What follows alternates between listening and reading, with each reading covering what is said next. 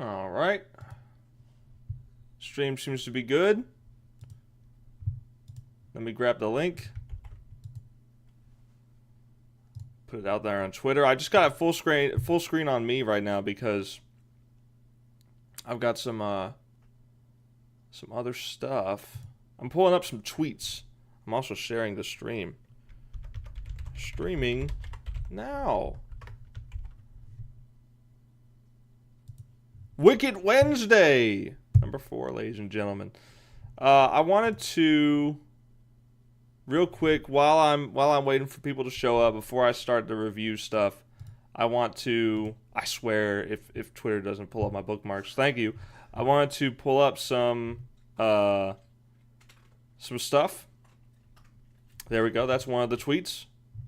That's one of the tweets I wanted to show right there. That's basically, it basically sums up everything. But I'll keep looking. I'll keep looking and see some cool fan art, but I'm not here to show that. Here to show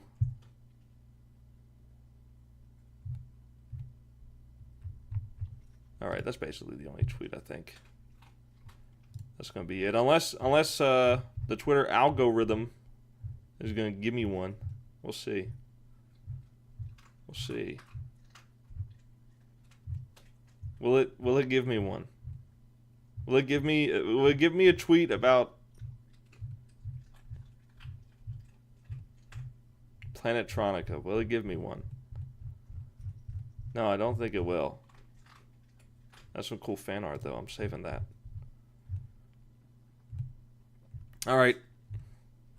This guy's got a hot dog, and he drops it into a fish tank, and it says the caption is. I'm not even gonna say it. I'm not even gonna say it's a caption. It's too vile. It's too vile. All right.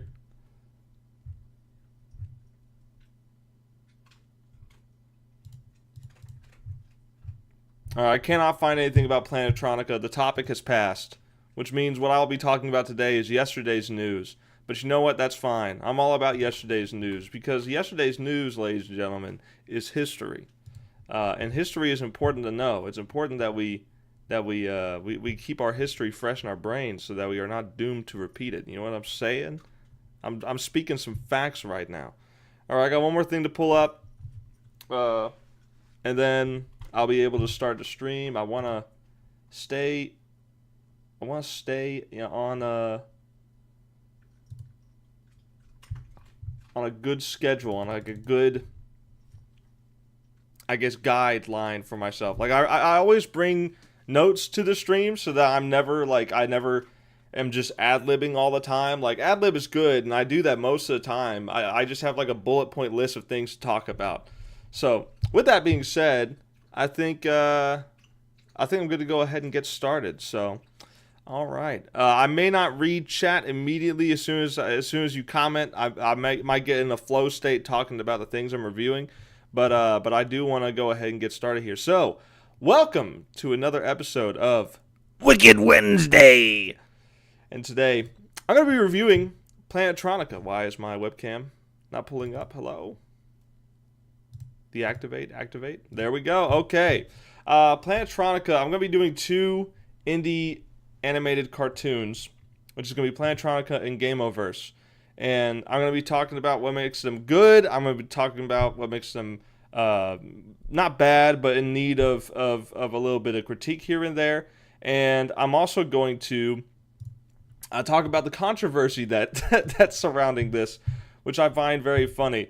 But something else I need to talk about is Little Miss Steel Volume 7 is coming this Friday. That's right, this Friday, the 22nd, at 5 p.m. EST is going to be releasing. I figured 5 p.m. is a good time because it's after school releases, so any high schoolers or below that might be reading this series, by the time they get out of school, this will be out. If you're in California, it'll be out by like 3 o'clock for you. If you're in the Central America, it'll come out for 4, and if you're on my side of the United States, the East Coast, then it will be 5. So either way, I feel like those are all pretty good times for people to read the 7th volume.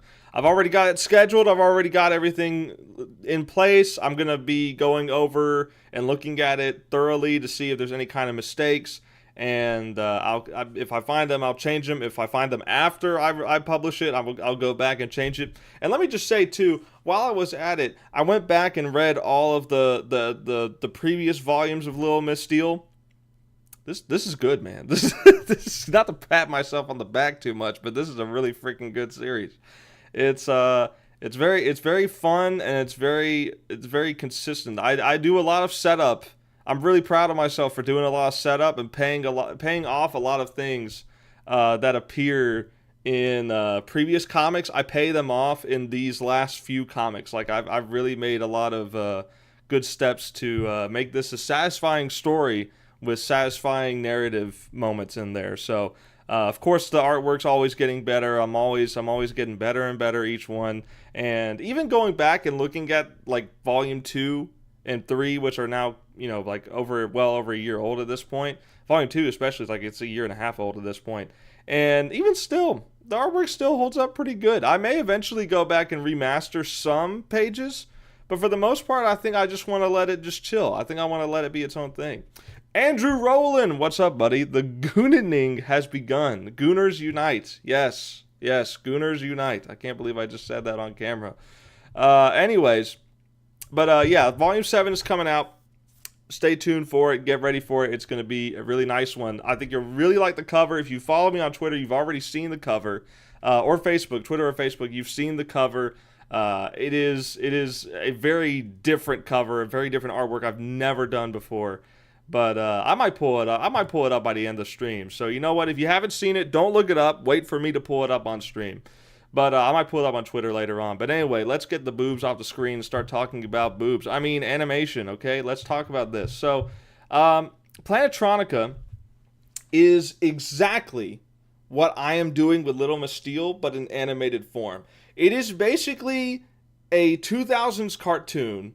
It was born to be posted 20 years ago, forced to be posted a week ago. It is ripped straight out of the 2000s. And to show you this, I started on this screen, the first, actual, like the title sequence here, which is automatically very nostalgic. You've got the TV PG at the top left corner, making you feel like you're about to watch some Cartoon Network stuff.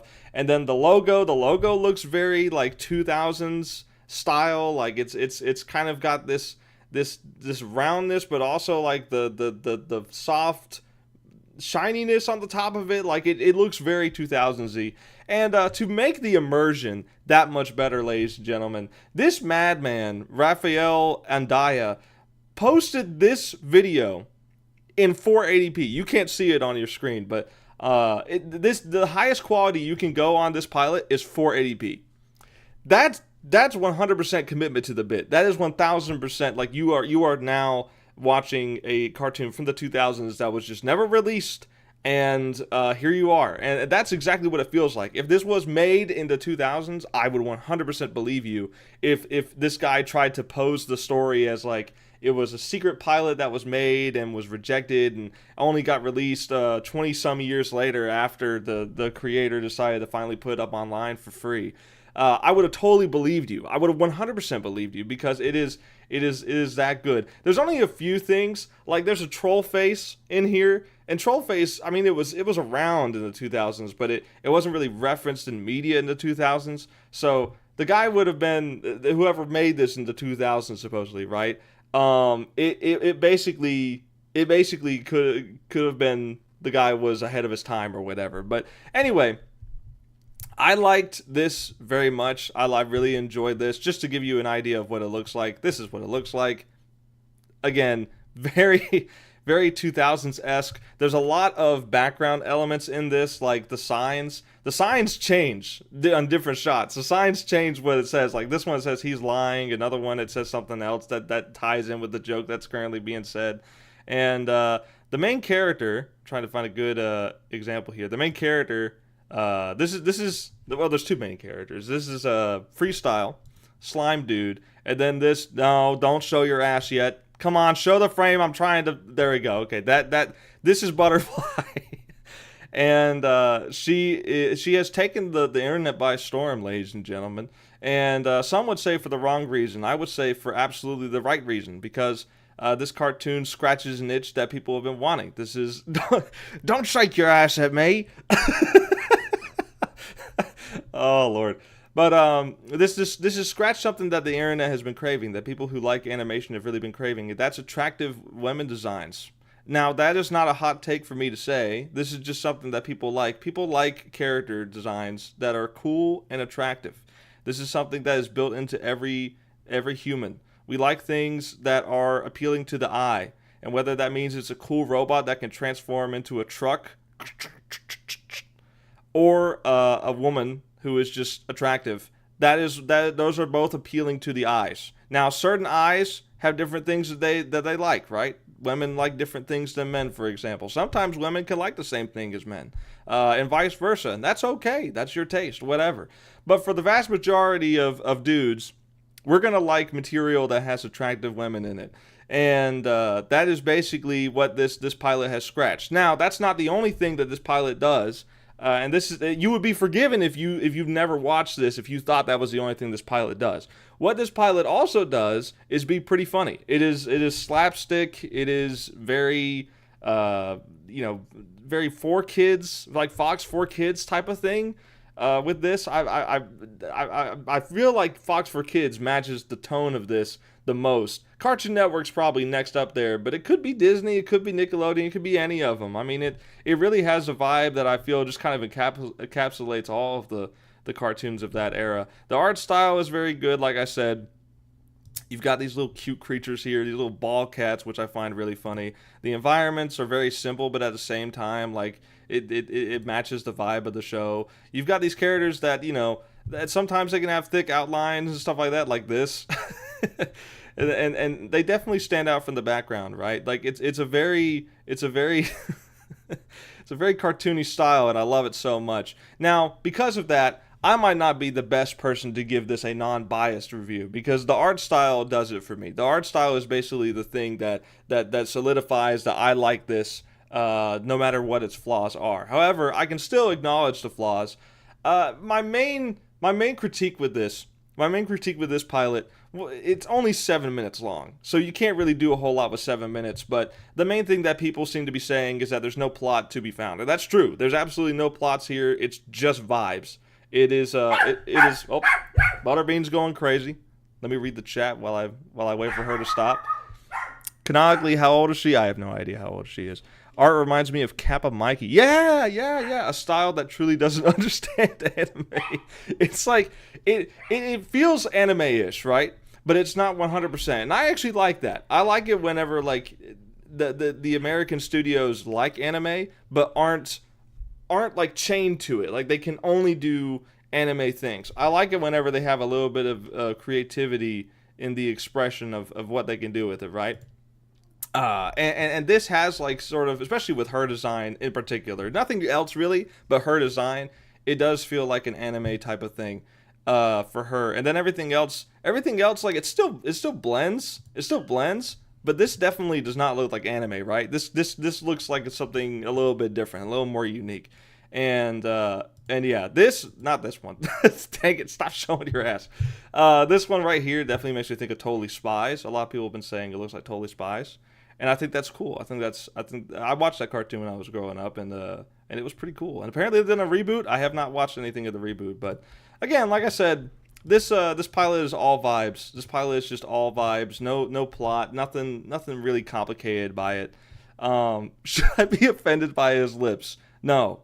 You compliment that man's beautiful lips, but but yeah, like the vibes are definitely there, and I think for what it's worth, for it to be a 7-minute pilot, I don't really think it needs plot. I think if the goal of Raphael was to make a funny short pilot to demonstrate how the art style looks, how the sense of humor is going to be, and what the character personalities are, I think it succeeded at that. I just don't think it succeeded at telling me what's the story going to be about? You know what I mean? Like, is this going to be more than just slapstick? Which, if it's just slapstick, I wouldn't mind. I would be totally fine if this is like a Looney Tunes type of thing with a 2000s cartoon flair over it. Like, I would totally be okay with it. I don't really think it's any. I don't think it needs to be that. I think a lot of cartoons try to be plot heavy and then end up not having anything good. Steven Universe. Steven Universe could have been a much better cartoon if it focused on like a Monster of the Week formula instead of trying to do this lore thing that it ultimately failed majorly at doing. I feel like this kind of could do what Steven Universe didn't, which is just be fun. I think it could just be fun, and that's fine for me. I don't need a plot for me to be like, or I don't need a super extravagant plot is what I mean. I don't need anything complex for me to enjoy this, because this by itself is just fun. That being said, I can understand people who are upset about it not having much of a plot. If they release episodes like this, like once a year, and it's just short, just slapstick stuff like this, I will keep watching. I will keep watching, and I will keep giving it, positive reviews as long as it's funny, and as long as the animation is good. Which I think the animation is pretty good. Nothing insane, nothing too crazy or anything like that. But I could try and nitpick every single aspect of this. But the key thing that this pilot is asking me, and it's asking all of you, did you have fun? If you had fun, okay, then it's a good pilot. If you didn't have fun, then maybe it's not for you, or maybe it's not a good pilot if enough people don't have fun with it. But I think overall, enough people have had fun with it. It's sitting at 1.3 million views in the last 10 days. And that's pretty impressive, considering this guy doesn't have near the following of something like Glitch, which is the next topic of debate. But before I move on to that, I want to go ahead and give this a ranking. It's kind of hard for me with this because I'm reviewing something that is very different than the usual stuff that I review. So it's kind of hard to put on a scale. I'm not comparing this exactly to other things I've reviewed, because those have a totally different goal in mind. Those are trying to be a narrative, and this is trying just to be fun. So if I'm comparing this to something like Looney Tunes being like a 10 out of 10 for slapstick humor, Tom and Jerry being 10 out of 10s for being like, pioneers of their time and establishing what slapstick is for cartoons, I would give this a 7. I would give this a 7. If I'm being generous, I might be inclined to go to a 6, but my bias is kicking in here. My bias for the art style is kicking in and forcing me to give it a 7. So I think it's good. I think it's good. It's nothing that will blow you away. It's nothing mind blowing, but it is just a good blast of the past. You know what I mean? Like it's really good. I enjoy it. I want to see more of it. But before I move on to GAMOVERSE, we got to talk about the Ko-Fi. We got to talk about the Ko-Fi shop, ladies and gentlemen, because I've got new bundles, week-old bundles at this point, but new bundles nonetheless. You can get Little Miss Steel 1 through 3 for $35. That's a pretty good freaking deal, considering each one of them individually is $15 a piece, which would be $45. You're saving $10. And the same thing can be said for volumes 4 through 6. You're also saving $10 there. You can get all 6 of them for $70, which is a pretty freaking good deal. Or you can get 1 through 5, basically the halfway point of the series, or the first season at least. So how I'm calling it, I suppose. First arc, whatever. You can get 1 through 5 for $50. And that's saving you $25, which is pretty significant. So either get you 1 through 3 and later 4 through 6, or get you 1 through 5. There are 9 volumes in this first season, this first arc.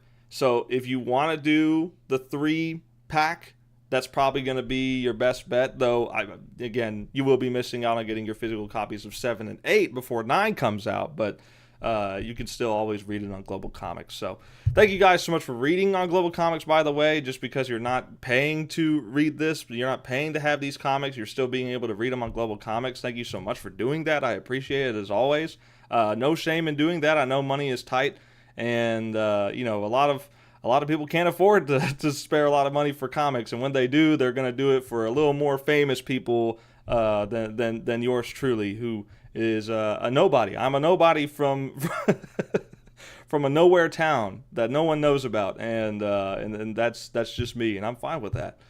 But let's move on to GAMOVERSE, okay? Let's talk about this. I know that review of Planetronica was short, which, by the way, I thought the name of it was Planet Ronica. I thought the main character's name was Ronica at first. That's funny.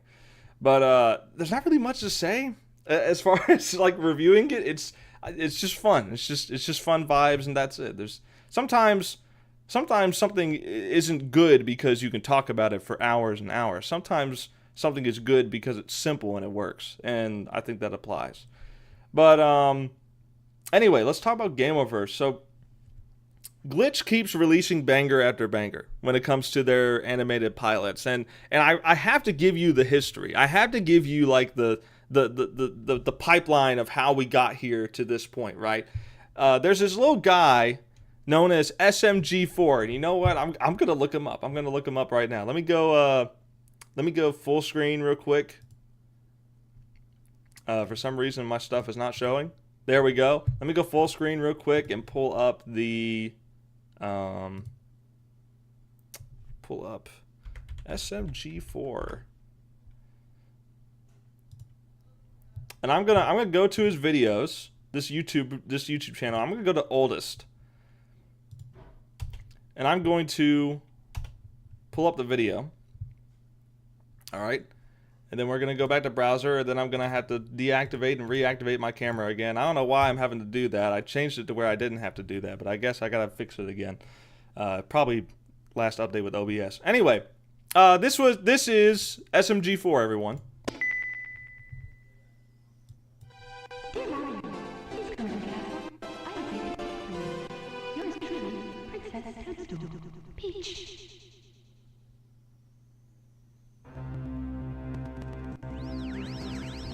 The audio is not my fault. The audio is doing this on purpose. Woohoo! Free cake for nothing.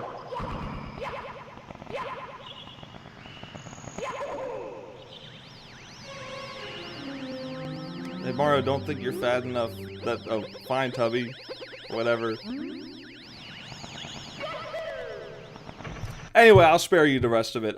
This is the first video released by SMG4, which was made 15 years ago. And this is the same guy who has started his own animation company, his own animation studio called Glitch. And to give you a little pipeline, 15 years ago, this guy was doing Mario 64 YouTube poops. He was modding the game to make his own custom colored model and other custom colored models to talk with each other, and then editing text over the bottom of the screen and stuff like that to make them talk to each other, okay? With voice lines and sound effects edited in. That was what Glitch was doing 15 years ago. It later moved on to learning SFM and incorporating Source Filmmaker, which is what SFM is, Valve's animation software, learning that to implement that into his YouTube poops. Then learning Blender to implement that into his YouTube poops. Then turned into his first original show, Meta Runners, which then turned into his second show, Murder Drones, which then turned into the third show, The Amazing Digital Circus, which you might have heard of, and then led to bringing in more outside talent to make The Gaslight District, Dana Terrace, who was the director for The Owl House, which, hot take, not a bad cartoon. It's woke, but it's not bad. I had a good time with it. She got her show canceled early by Disney, so she got with Glitch and basically made the most anti-Disney animated pilot of all time, Knights of Guinevere, which I thought was really good. And then now, today, we have GAMOVERSE being directed, written, and even voice acted in a few roles by Rubber Ross and Aaron Hansen. Who is Rubber Ross and Aaron Hansen? I'm glad you asked. These are old YouTubers. These are old school dudes in their late 30s to early 40s who have been in this game for a long time. Aaron Hansen used to do a lot of animations back in the day. He's best known for being the one half of the Game Grumps. Even when JonTron was in the game Grumps, he was still there. He was still the other half. And then Rubber Ross also being known for doing a lot of animations and playing stuff like, more recently, I guess, Gartic Phone and Mario Maker and stuff like that. Those are Ross's claims to fame.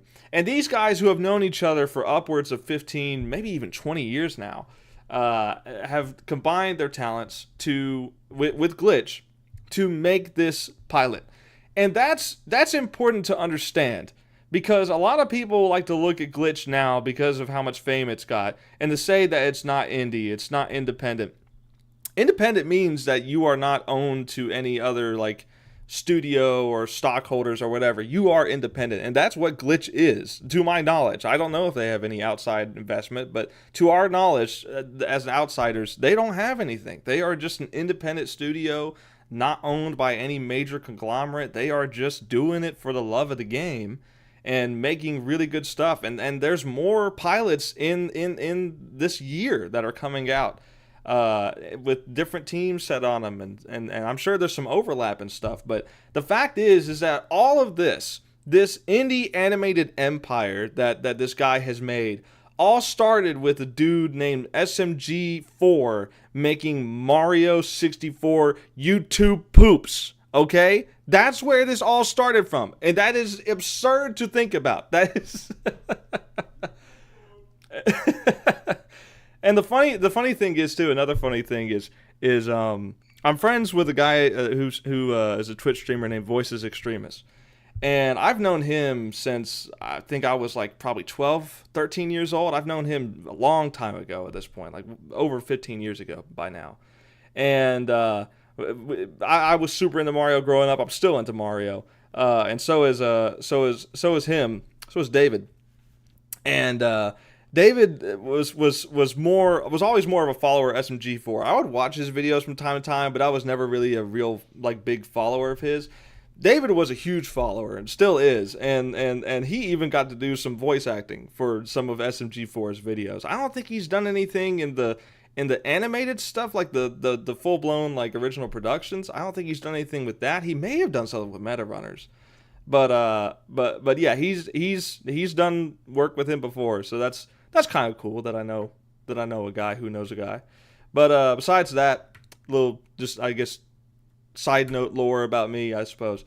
But let's talk about GAMOVERSE. All the history and preamble to this. Let's actually start talking about GAMOVERSE. It is excellent. It has by far become the best pilot, in my opinion, that is on Glitch. I like it more than the Digital Circus. I like it more than everything else. It is one of the best indie pilot animated cartoons I have ever seen in my time. It is super good. And there are some mild criticisms, but for the most part, I think this is just a really solid stuff. This is something that is a combination of professionals that have already been in the industry, especially with like voice actors, right? You've got people who, you got the voice of All Might in My Hero Academia, the English voice of All Might, being the voice of, I can't remember his name, but he's the main bad guy in this series. Doing his voice. You've got speaking of My Hero Academia, the girl with purple hair. I can't remember her name, but she voices. Oh yeah, Christopher Sabat. Yeah. But she voices the purple hair girl in My Hero Academia, and she's the main voice of Kit in this series. So you have some people who are already like have establishments in the professional scene as far as voice acting goes. But then you have J Slap, who's a Twitch streamer who's voicing Caboodle, and ever since I watched J Slap, which I'm not like a religious watcher of him, but I do watch his videos from time to time. I've always thought that he would be a good voice for like a voice acting role. I've always thought that he would be really good for a character because he's really funny, and he's got a good voice. He's got a unique voice, and he does great. He does great in this. He really nails the character of Caboodle really good, which is this little robot one-eyed dude who's always grumpy and stuff. Like it's like they took the personality of J Slad and just put him on a robot, and that's basically it. Oh yeah, Amelie. Yeah, I know Amelie, but I don't know a lot about her. But yes, she's in this as well. And and several returning voice talent from previous Glitch, productions and stuff like that. Like they've made returning. They like to use voice actors a lot in different stuff. It wouldn't surprise me if everyone in the Digital Circus cast gets cast into this at some point. It makes sense. You've already got the connection. You might as well use the same people, right?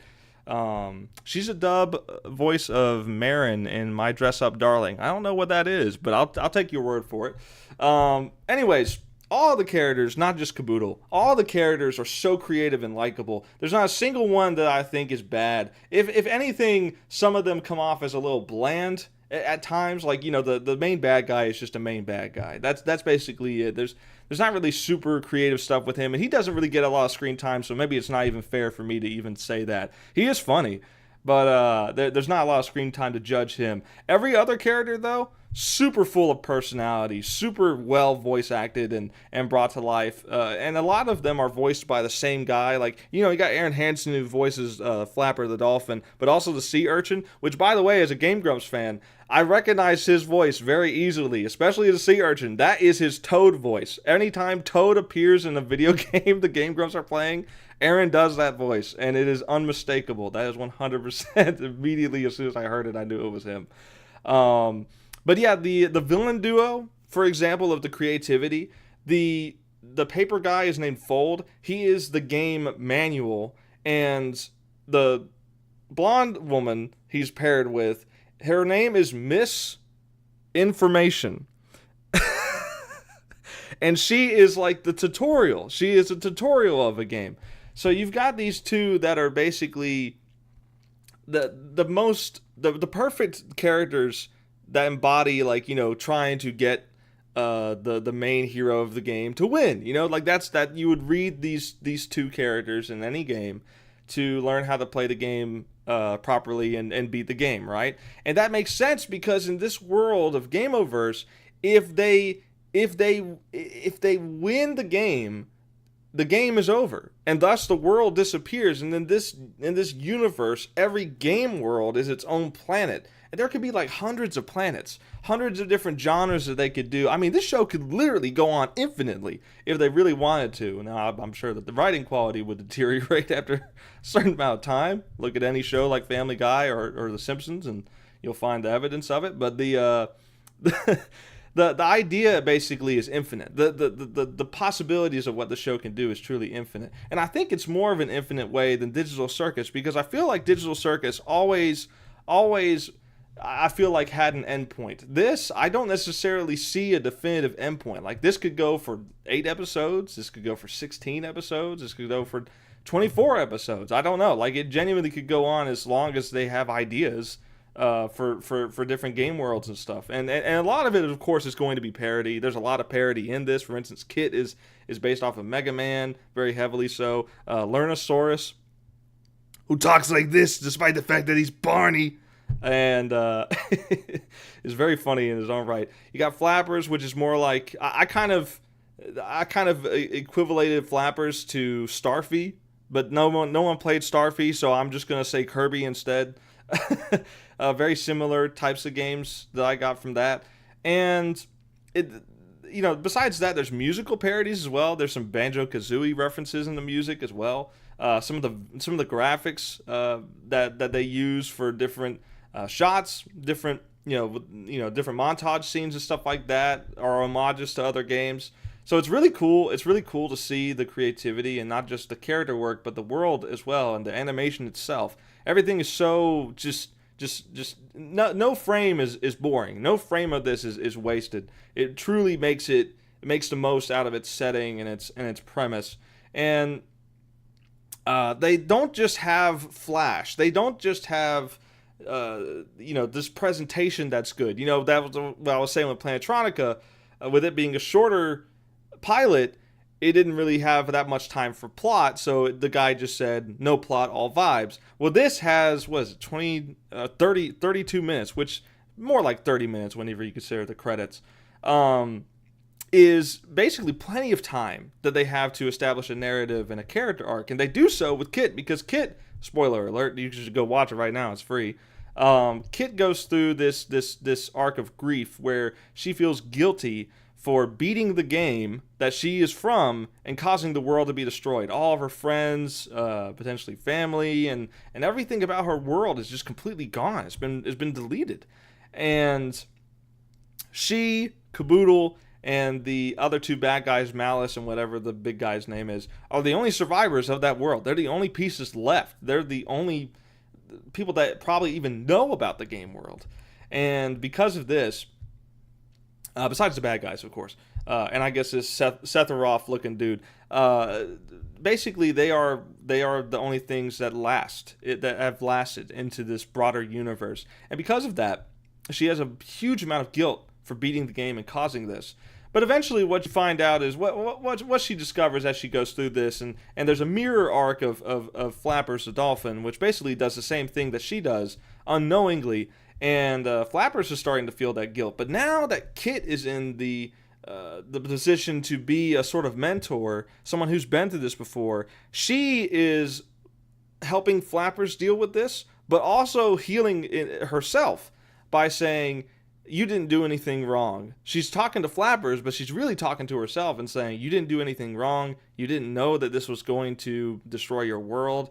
For all you knew, you were tricked into thinking that this was going to make everything better. And here we are in the ruins of this tropical water world. And that's it. That's basically, there's nothing they can do about it. It's over. And all they can do is take all the good memories they have, all the history that they know, and try and stop this from happening to other worlds. And that's exactly what Kit is doing at the start of the show. And now Flappers has joined the crew and will continue to do this as well. Like they are now a more emotionally healed crew than they started, and I think that's really well done. I think that's told very well. I enjoyed it. I enjoyed Lernosaurus learning from her actions, her bravery in doing this and trying to save this dolphin ocean world.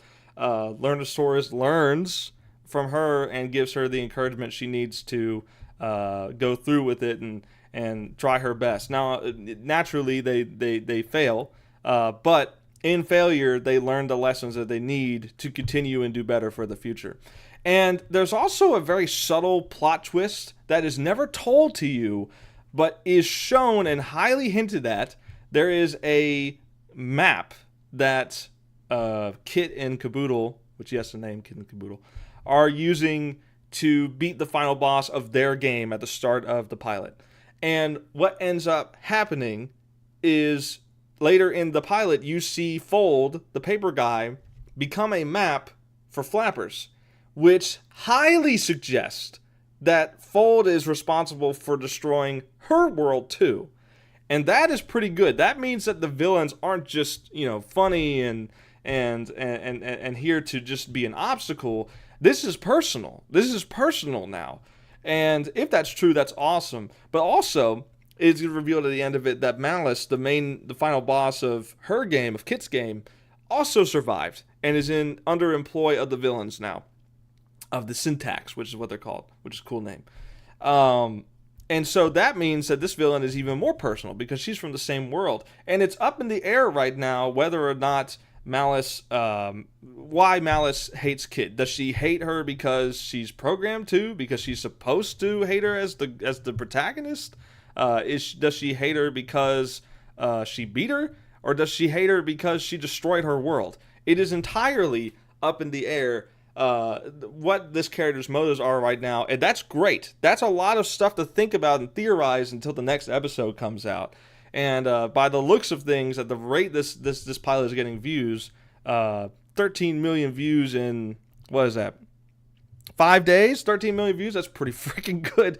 It's officially the fastest to get to 10 million views, even beating The Amazing Digital Circus, which is, I thought, was impossible, but apparently not. And we're definitely getting, I think, an episode 2, unless something disastrous happens. But basically, the writing in here is pretty smart.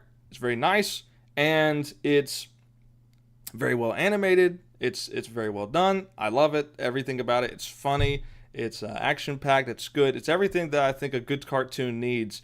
And it does so it does so, I think, better than any of the other pilots. I like the Amazing Digital Circus. I really like that. I think it's a great, show through and through. I will be seated June 4th for the finale. I will be watching that in theaters. I've already got my ticket. I got it the day it was announced, and I will be watching that. But also, as much as I like the Amazing Digital Circus, I think I will probably end up liking GAMOVERSE more. I think this has the potential to be the best thing that Glitch has ever produced, and it's exciting. Because I was worried that with Amazing Digital Circus being gone, a show was not going to grip me as much as that one has. And thankfully, this has come out to succeed it. This has come out, I think it's going to be even better. I think the more these guys, the more the studio does, the better they're going to get. And it's like a learnosaurus. They learn. And I think it's only going to be up from here as long as their focus remains on the creativity. And let's talk about their focus, because in an interview, the main guys said that they make their animated series appealing to a demographic that doesn't get appealed to very much, and that's ages 12 to 17 or 10 to 17, somewhere in that range, where most networks, most like professional networks like Cartoon Network and a broader scale like, you know, Netflix, Paramount, and HBO Max and all these, Disney Plus, all these people, they tend to ignore the demographic between little kids and adults. They tend to ignore the teen demographic, and because of that, you see a lot of teens these days watching YouTubers. Like, the worst case scenarios: Logan Paul, KSI, Hassan, like all these people who are morally bankrupt and devoid of character, devoid of anything that is worth looking up to and idolizing. These are the people that teens are watching. And it's mostly because their entertainment, their cartoons, have failed them. They have not been good in the last 15 years. They have not, well, I won't say all have not been good, but certainly the demographic that they are has not been appealed to with good cartoons in a while. It has been very, very dry and quite the desert of good animated content for teens to enjoy, or preteens to enjoy. And what ends up happening is, of course, they go to the YouTubers like this. And instead of that, some of them find people like Markiplier. Some of them find people like Logan Paul. And I think Glitch is doing a really good thing by targeting this demographic hard. All of their stuff is not super, not super vulgar, not super gory or anything like that. It can have moments that are dark, some moments that are very mature every now and then, but it's never the entire thing, right? It's always dressed in a colorful presentation with a more serious and darker toned story and world underneath it. And that is the formula for Glitch, and I think it works. I think it really gets the job done, and I think it's succeeding. Obviously, the success of the Digital Circus and the success of this already, I think they are succeeding in getting the teen to even, young adult demographic, right? Do I still count as a young adult? I'm 29. Do I still fit in that demographic? I suppose so. But they're definitely getting me with this stuff, and judging by seeing all the stuff on TikTok and Instagram and all this kind of stuff, they're definitely winning the teen demographic as well, it seems. So I think they're doing a really good job with this, and GAMOVERSE gets a 9 out of 10 for me. There's very little stuff I could talk about that I would change, and it's just it's very well done. It's very well done so far. I really like it. So with all that being said, before I move on to the drama, let me check out the chat. Also, swimsuit episode in the pilot, they know exactly what they're doing. They do know what they're doing, and what they're doing is not bad, and I'll get to that in a second. My only fear is that Glitch will snowball into becoming like Spindlehorse and rely on swearing and gore to get the attention of their audience. That's definitely a possibility. I already know that the finale of the Amazing Digital Circus is going to be full of swears, because the main girl who worked on Has Been Hotel, the creator of the show, is working on this final episode, and that frightens me. I hope they keep her away from the writing room. As long as they keep her to the dialogue, I will roll my eyes at every F-bomb that gets dropped. But I will at least know that it's limited to that and not the writing room. because Has-Been Hotel, unfortunately, was not very good. It looked nice, but it was not very good. And that is definitely not in the demographic, or at least it shouldn't be in the demographic appealing to teens with the content of the show. It should not be something that appeals to preteens and teens. But unfortunately, it has been. Just has been. I'm so funny. Anyway, let's talk about the drama, ladies and gentlemen. Let's get to it. So let's just pull up this tweet here, and I'll pause the GIF right there. Perfect. That's the exact frame that I should have paused on. That's perfect right there. Good representation of what this drama is. The feminist leftist movement is reverting to conservative Christianity, folks. God forbid a woman have a woman's body in a cartoon aimed at teens. God forbid a woman be wearing a bikini in a tropical setting. God forbid a woman shake her ass at me. Yes. God forbid all these things. And yet, feminists applaud Taylor Swift for doing much more provocative moves on stage. Sabrina Carpenter as well. Yet they applaud celebrities wearing far more revealing outfits to Coachella. And yet they applaud sex workers and OnlyFans girls for getting their bag, chasing that bag. They can't figure out what they want women to be. Like it's jealousy is what I think it ultimately boils down to. I think they're jealous. And the biggest tell that the whole controversy is bullcrap and that it's all just annoying stuff that just is pointless debate and all just people that don't watch the cartoon. They haven't actually watched the pilots because it's not limited to GAMOVERSE. It's also including Planetronica. Anyway, the biggest tell that they're hypocrites and they don't do their homework is the fact that no one mentions in Planetronica, no one mentions this little scene at the end here. That's the male character being naked with a censor bar over his crotch. Interesting how no one actually talks about this. I haven't seen a single frame of this scene on Twitter or TikTok or Instagram or anything. I haven't seen a single frame of this scene being talked about. Yet, all people seem to complain about is Butterfly. Strange, isn't it? How this guy is fully naked and Butterfly is fully clothed throughout the entire pilot, and yet she gets all the complaint from people. It's all just bullcrap, man. It's all just double standard bullcrap for the sake of arguing it, just because, God forbid, a woman have a woman's body in a cartoon. God forbid. We can't have it. This tweet is also really good. This guy says, "May I remind you that the entire internet was thirsting over Leon S. Kennedy with the release of Resident Evil Requiem, and no one batted an eye, but God forbid we have sexy women in media." That's right. God forbid. We can't have it. We can't have it, folks. It can't be done. It's not allowed for some reason. Another thing no one mentions, everyone likes to say that in the GAMOVERSE pilot, all the women have the same body types. Crab Girl? Anyone forget about Crab Girl? It's because you didn't watch it! As usual. Remember the Teen Titans? Remember how, the male and the female characters had bodies that looked like their respective genders, right? Remember that? Remember Justice League Unlimited? Remember the 90s X-Men series? Hell, even Scooby-Doo, Velma and Daphne have always looked like women. God forbid. They even had the Hawaii specials where they were wearing swimsuits. Yet somehow the world still turned back then. Somehow we all survived and grew into probably the least misogynistic generation ever. How strange is that?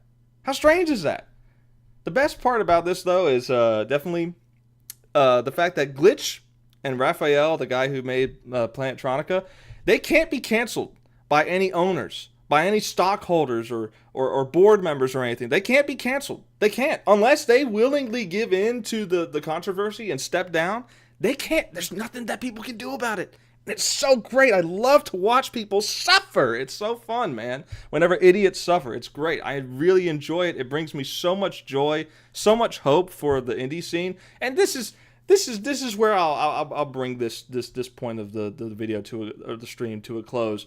Is that indie stuff is important for a reason. It is important for creative expression.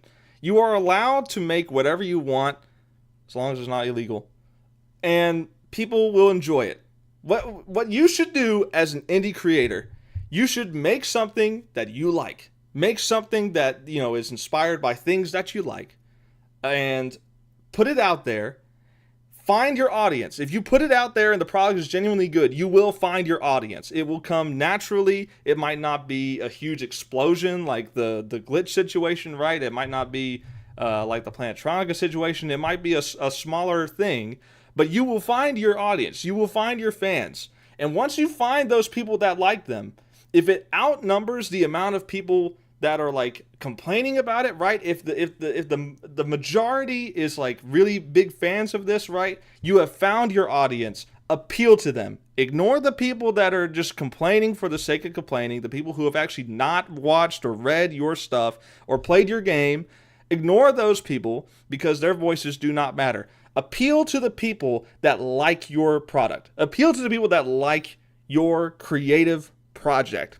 And as long as you do that, and as long as the quality continues to be good, you will be successful at what you do. It might not have the biggest numbers ever, but you will have people that are happy to follow along with your creative projects in the future, and you will have a dedicated fan base for it. It's like Eric July has always said, we will win. And it's never been more true than right now, because we've got two indie cartoons that have dared to commit the sin of having attractive women in it. And there's nothing anyone can do about it. It's great. I absolutely love it. We are in the winning phase. We are in a place in society where the tools of creation that were previously almost exclusive to major conglomerates, studios, and whatnot, all the tools have been made available to you. You can make whatever you want to make. And if people like it, they will stick around. They will support it. And that's awesome. That's awesome. The fact that I have made some silly comic about a girl who can turn half her body to steel, going on a rescue quest for her mom, fighting different villains and stuff like this, all with a 2000s flavor. And the fact that without very much promoting, without spending much money at all on ads, I've got 16,000, almost 17,000 views on just the first one alone. It's crazy to me. The fact that I've made this stuff and I can go to local events and sell out of my stock at local events is crazy to me.